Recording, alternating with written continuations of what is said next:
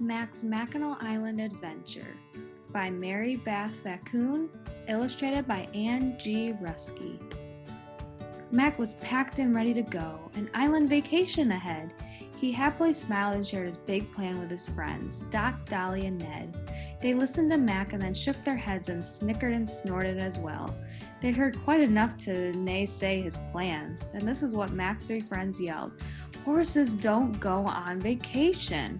All of his life he'd heard the same thing: "You'll never try anything new." But this time was different. He felt very brave, so he thought for a moment or two. "I know I can do this." And do you know what Mac did? He went to the dock with his bag and his watch 10 minutes before the next ferry. Politely, he asked for a ticket, round trip, from a lady who looked somewhat weary. She sat right straight up, took a good look at Mac, and she couldn't believe her own eyes. When she answered the horse, her voice was so loud it took them both quite by surprise. "Horses don't ride the passenger ferry." He heard the old doubts creeping into his head, but he knew it was now or never.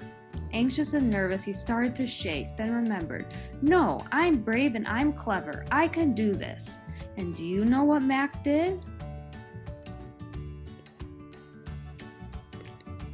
No cars and no trucks, only horses and bikes. Mac knew what his next step would be.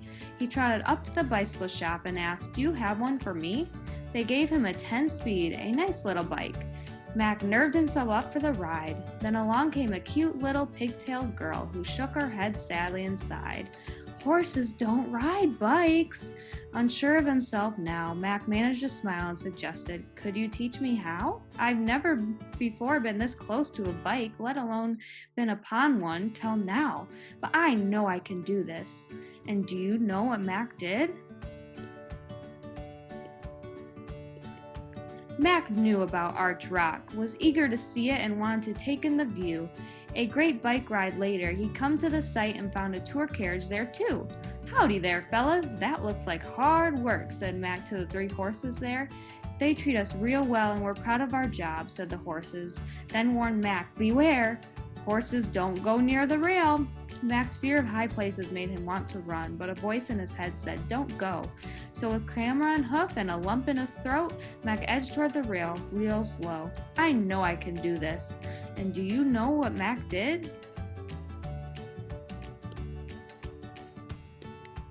Next on his sightseeing list was the fort, a majestic historical site.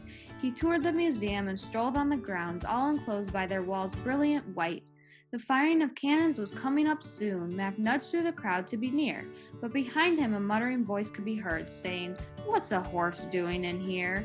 Horses don't visit the fort." Mac hung his head. He was very upset. Couldn't anyone see how he felt? Then he lifted his head again, took a deep breath, and beside the cannon he knelt. "I know I can do this." And do you know what Mac did?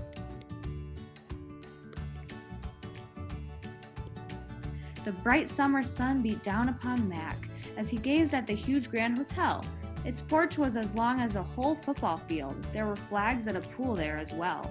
"Oh, how I would love to join the fun," dreamed Mac, "so refreshing and cool." But a stout little man in a snazzy red coat strode over to Mac by the pool. "Horses don't go swimming." "So far this vacation has been full of don'ts, but I have done many new things. I deserve the reward of a swim in the pool, along with the challenge it brings. I know I can do this." And do you know what Mac did?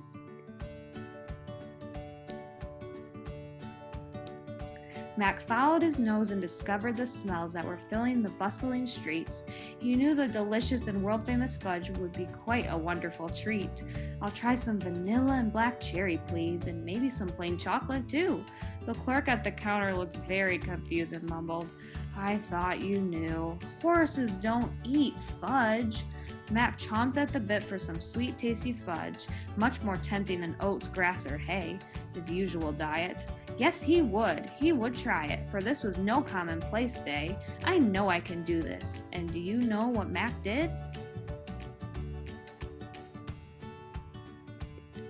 What an adventure, Mac smiled to himself, but I wish that my friends were here too. to see Mackinaw Island and all of its sights and do all the things horses can do. Then Mac on the ferry, the island behind, dreamed starry-eyed of his return.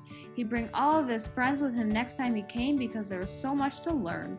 He leaned on the rail and looked out ahead at the ferry approaching his way. His jaw dropped wide open, his eyes grew so big, but he couldn't even speak a neigh. And do you know what Mac saw?